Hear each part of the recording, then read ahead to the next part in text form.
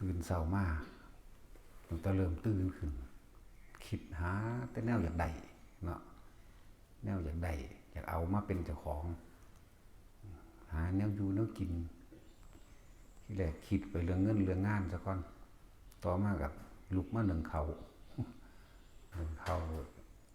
เสียดยังเมื่อนั้นเมื่อนี้เสียดยังผู้มีงานก็คิดใส่งานผู้เสียดไอ้สวนก็คิดใส่สวนใส่อ้อยใส่มันใส่ยางใส่ปุ๋ยผู้สิปลูกผักก็คิดเตรียมนั้นผักบางหันมึงนี่ซื้อในผักเนาะความคิดเรานี่มิตรภาพเกิดบนเดแต่เฮาบ่ฮู้แหละการงานของหมู่บ้านนี่นั่นแหละสัญญาที่มันตกค้างเอาไว้ผู้ปลูกผักบ่ทันแล้วผู้บ่มผักบ่ทันแล้วผู้สิใส่ฝุ่นใส่ปุ๋ยผักนั่นแหละสัญญาของหมู่บ้านถือเทียบนิดนึงนั่นแหละเรื่องเล่าเก่าๆหรือเป็นสัญญาของอดีตชาตินี่ยับมาหยดมาให้อีกระดับหนึ่งว่านั่นแหละพวกเจ้าเกิดน้ำของหมู่บ้านนี่แหละสัญญาความจดจำได้ความอยากเห็นให้เป็นไปความคิดนึกปรุงแต่งที่ข้างไว้แล้วก็ปรุงแต่งต่อไปอีกหนึ่งเขาข้างไว้บางคนแล่นไปซื้อเนื้อกินน้ำตลาดบ้านน้ำร้านค้ายางสวนกันไปก็ถามกันเนาะได้ยังกินมื้อนี้มันก็ปิ้งไก่มื้อนี้ก็ได้ปลาป่นได้หมักแตงได้บักฮุ่งได้ผักโอ้ไปซื้อผงชูรสมันมีอยู่แค่นี้บ่ชีวิตคนเนาะหากินกันไปตายนั่นแหละเราได้ไปไสเด้หากินไปซ้ำตายนั่นแหละถ้าเฮาบ่ตัดสินใจมาฝึกหัดปฏิบัติธรรมให้มันพ้นออกจากความอยากได้อยากดีอยากมีอยากเป็นนี่มันก็เวียนว่ายแต่เกิดอยู่หั่นเด้แต่ว่ามันเป็นเรื่องยากที่คนที่ฟังแล้วสิเข้าใจเอาง่ายๆบางคนก็สิเดินทางไปเยี่ยมผู้ป่วยไปเยี่ยมญาติไปเยี่ยมตาไปเยี่ยมยายเยี่ยมผู้นั้นผู้นี้ก็พวกเด็กน้อยเรียนหนังสือก็แต่งตัวไปโรงเรียนพ่อแม่ก็ให้จมดาไปอยู่พอสำนันแต่ละมือแต่ละเว้นพวกเตรียมตัวไปตึกแหก็ไปเตรียมตัวไปส่วนหมู่ส่วนพวกไว้แล้วตะหมู่บ้านนั่นอย่างสันนี่ไปสะนั่นน้องนั่นหวยนั่นเนาะเฮาเนาะเตรียมตัวไปพวกคือแม่ค้าขายของตลาดก็เตรียมตัวไว้คิดไว้ตะหมู่บ้านตื่นเช้ามาก็ฟ้าวไปอีรุงตุงนั่งไปแล้วเปรียบเทียบแล้วเหมือนการเกิดนี่ดิว่าเขาตายไปแล้วจากเมื่อวานเนาะเป็นสัญญาอารมณ์ที่มันขังค่าเอาไว้ในความอยากได้อยากดีมันมีแต่ต่อไปข้างหน้าในความคิดคนคือเขาตายแล้วเมื่อวานเนื่อนตื่นขึ้นมาปุ๊บก็ไปเกิดนี่เกิดก็ไปเกิดต่อของเก่านั่นแหละต่อของเก่าที่ข้างค่าไว้เมื่อวานนี่พวกปลูกพักค้างไว้เมื่อวานนี่ตายไปแล้วนอนหลับนั่นตื่นขึ้นมาปุ๊บก็ไปเกิดต่อของเก่านั่นแหละคำมับผู้บ่ตายผู้บ่ตายในระหว่างกลางวันนั้นคำมับมานอนใหม่นั่นเกิดมานอนใหม่ตายใหม่หลับไปใหม่นั่นแหละตายตื่นเช้าปั๊บก็ไปต่อของเก่าโหมันมีสำเนียงบอกชีวิตเนาะพวกสิไปแต่งงานลูกชายลูกสาวพวกสิไปถ่าขอสาวขอนั่นนี่พวกสิเฮ็ดบ้านเฮ็ดเรือน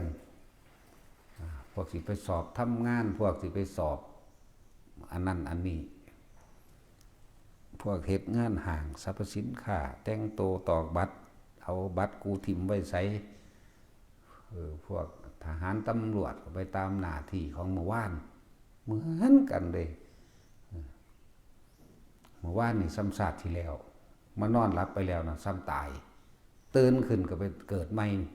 เกิดก็เกิดไปตามอันเก่าที่เฮ็ดข้างค่าไว้นั่นแหละเนาะบางคนก็เดินทางไปทำงานรถส้นตายซ้ำก็มีบางคนก็ย่างขาของกันเองหัวฟาดพื้นตายซ้ำก็มีบางคนก็ถูกยิงตายบางคนก็ แล้วแต่สิเป็นไปตาย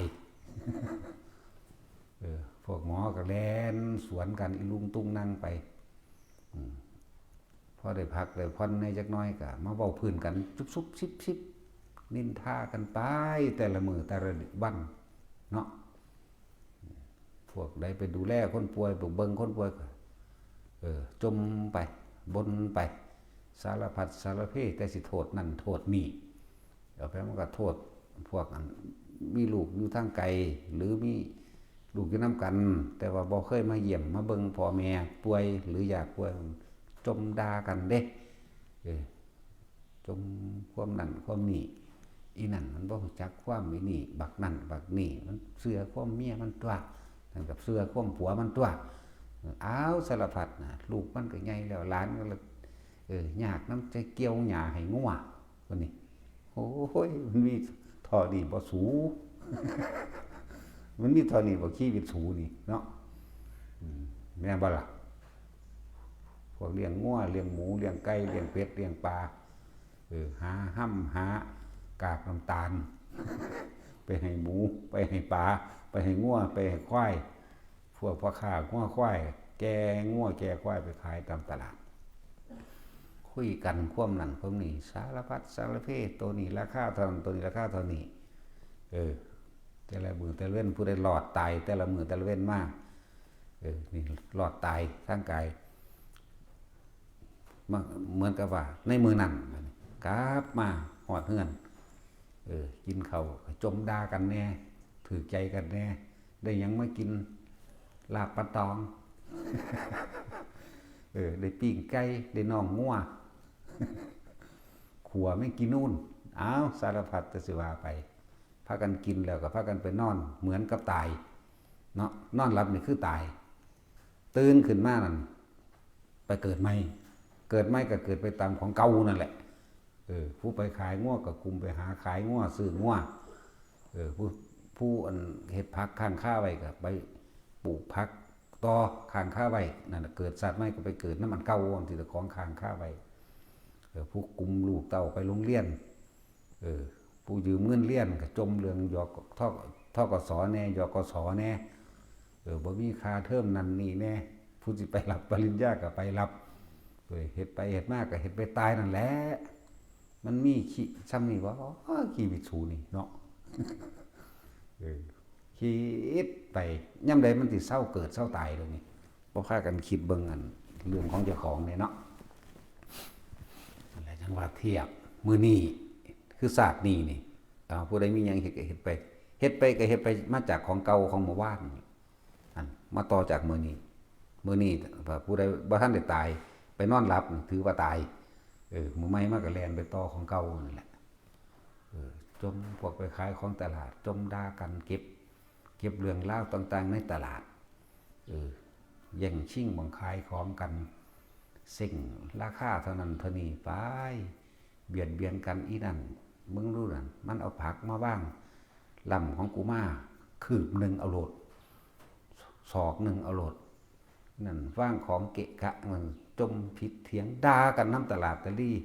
ตีกันทั้งผัวทั้งเมียก็มีตีกับผู้อื่นก็มีสารพัดแต่ละมือแต่ละเว้นนี่ตลกวะกินข้าวเบ้าพื้นกันกินข้าวเบ้าพื้นบ่จักเมื่อยจักล่าเนาะ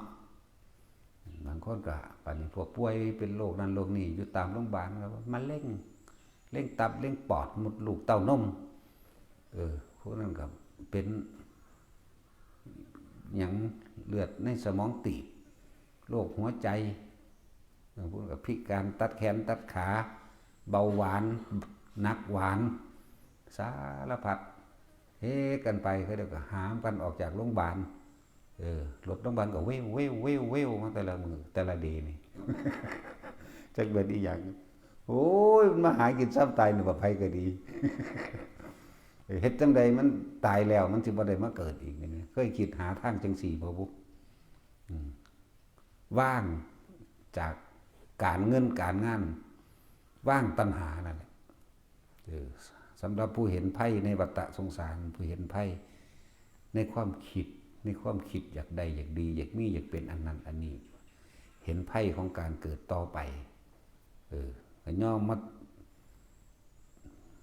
ถึงกับขันบวชได้เนี่ยก็ถือว่าเก่งมากถือว่ามีใช่ไปเครื่องหนึ่งเหลือแต่การควบคุมใจบ่ให้มันคิดไปเรื่องนั้นเรื่องนี้ส่วนผู้บ่ฮู้จักยังกับไปหาอยู่หากินไปตายแล้วก็เกิดแล้วก็ตายเหมือนกับนอนตื่นขึ้นนั่นแหละตายคือนอนหลับตื่นกับเบ็ดอันเก่างานเก่าละต่อแต่รอดตายขึ้นมาในมันก็มานอนหลับไม่นั่นก็ตายตื่นก็ไปของเก่านั่นแหละเห็นไปเห็นมาก็เห็นไปตายแล้วเกิดแล้วตายสองแบบด้วยนี่เทียบชีวิตประจำวันนอนหลับเปรียบเสมือนตายเทียบชีวิตของอดีตศาสตร์พวกเขามาต่อตัณหาเก่าของเจ้าของที่มันสัญญาไว้ข้างค่าไว้ที่มันจดจำไว้ที่มันปรารถนาไว้ในความสุขเนี่ยเหตุนั้นศาสตร์ที่แล้วนั่นมันบละสัญญาใดเห็นศาสตร์นี้มาต่อเหมือนกันกับมือนี้ตื่นขึ้นนี่เกิดแล้วนี่ตื่นปั๊บไปหนึ่งเขาเป่าไฟบางคนก็ใส่ถ่านบางคนก็ใส่แก๊สบางคนก็ใส่ฟืนบางคนก็บ่มีหอดเขากินสารพัดเนาะบางคนก็ลดห่างอันน้ำมันเกียร์น้ำมันเบรกไปวงกลมขาดทะเบียนขาดประกันขาดสารพัดสารเพเนาะชีวิตนี่มันตอนนี้บ่สูพักอันคิดยังบ่ไปก็ดีนั่นแหละทำงานตั้งแต่ตื่นขึ้นเหมือนกับเฮาเกิดศาสตร์ใหม่แล้วทำงานไปมานอนหลับนั่นคือตายตื่นขึ้นอีกทำงานมานอนหลับนั่นคือตายต่อของเก่าที่เฮ็ดไว้ข้างค่าเมื่อวานนี่เนาะศาสตร์ที่แล้วก็เหมือนกันเด้บัดนี้นี่เทียบบ่ต่างกันเด้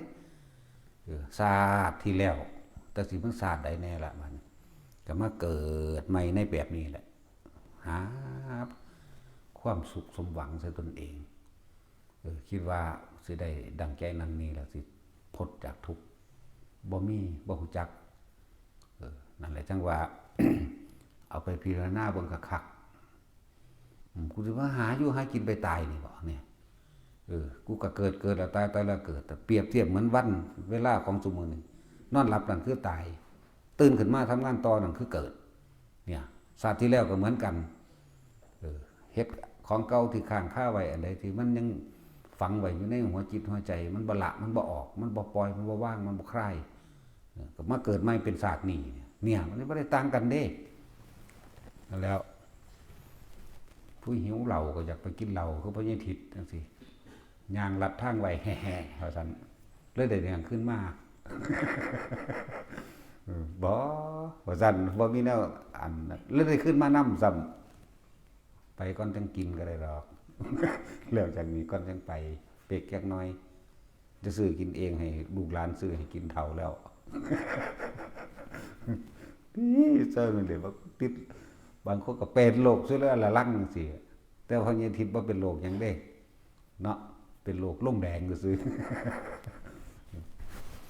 นะครับบางคนเป็นมะเร็งนั่นเป็นมะเร็งนี่นั่นอันนี้โอ้ยสารพัดมันมีข้อนี้บ่เนาะชีวิตนี่หาอยู่หากินไปแล้วก็ตายไปตายด้วยสาเหตุนั่นด้วยสาเหตุนี่ก็เว้ากันไปเด้พวกถือผีสางนางใหม่ว่าผีเฮ็ดอยู่หั่นผีเฮ็ดอยู่นี่ผีดอนปูตาเฮ็ดมั่งเนาะผีน้ำตาดน้ำเติดน้ำอันนั้นอันนี้ผีเจ้าเข้าสิงโอ้ยสารพัดเนาะผีโลภผีโกรธผีหลงเจ้าของมาหาจักเสือกันบ่เห็นจักเสือไปเห็นแต่ผีแนวอื่นไปโทษว่าผู้อื่นเฮ็ดให้ตายไปโทษสิ่งอื่นว่าเฮ็ดให้ป่วยมั่งโทษสิ่งอื่นให้เฮ็ดให้พลาดพลาดเฮ็ดให้กูบ่ได้นั่นกูบ่เป็นนี่มั่งไปโทษบ่ได้โทษเจ้าของที่เจ้าของกำลังหาหยังอยากเป็นหยังอยากได้หยังถ้าพวกเจ้าบ่ละความอยากพวกเจ้าก็เวียนว่ายตายเกิดอยู่หั่นแหละเหมือนกันละกับศาสตร์นี่เอาเฮ็ดงานมาหนักๆเมืองลองคิดพิจารณาเบิ่งดีๆเด้ตัดสินใจกูไปปฏิบัติธรรมแต่ว่ากูบ่เลิกหานี่กูก็เมื่อยอยู่เพราะฉะนั้นกูก็หาไปกินตายนึงแหละหากินไปตายหาตายไปกินนี่แหละอยู่พอสำนี้แหละนำธรรมะ ความจริงเด้นี่ที่เว้าอยู่นี่แต่ละมือแต่ละเว้นแต่ละคนนี่เป็นความจริงนี่ของเจ้าของเองเบิดไปก็ดีบางคนไปบุญไปพี่ถูกงูกัดแน่บางคนก็หมากัดบางคนก็กัดหมาสารพัดเว้าพื้นกันสารพัดสะเรโอ้โหมันมีเท่านี้บ่สูชีวิตการเกิดนี่เนาะปานใดสูสิเศร้านั่นแหละว่าพิจารณาเข้าไปดีๆทางออกจากการเว้นไว้แต่เกิดทางออกจากความอยากอานาปานสติมาฝึกมาหัดเอาเองตัวแต่เฮาทำงานมาเมื่อยๆแต่เฮาบ่ว่างเฮาก็เมื่อยอยู่คือเก่าแต่เฮาอยากเศร้าเวียนว่ายตายเกิดเฮาก็เบิ่งตัณหาและความอยากของเจ้าของโอ้ยมันแม่นของเพิ่นเด้ว่ากูยิ่งบ่ใช่กูหนีไปบวชมันก็น่าถิ่มแมงบ่สุอันทุยางมันก็มึงเฮ็ดอยู่เพราะซ้ำนี่บ่เนาะตัวโสเตเสอยู่เพราะซ้ำนี่บ่นั่นแหละเอาไปพิจารณาเอาบ่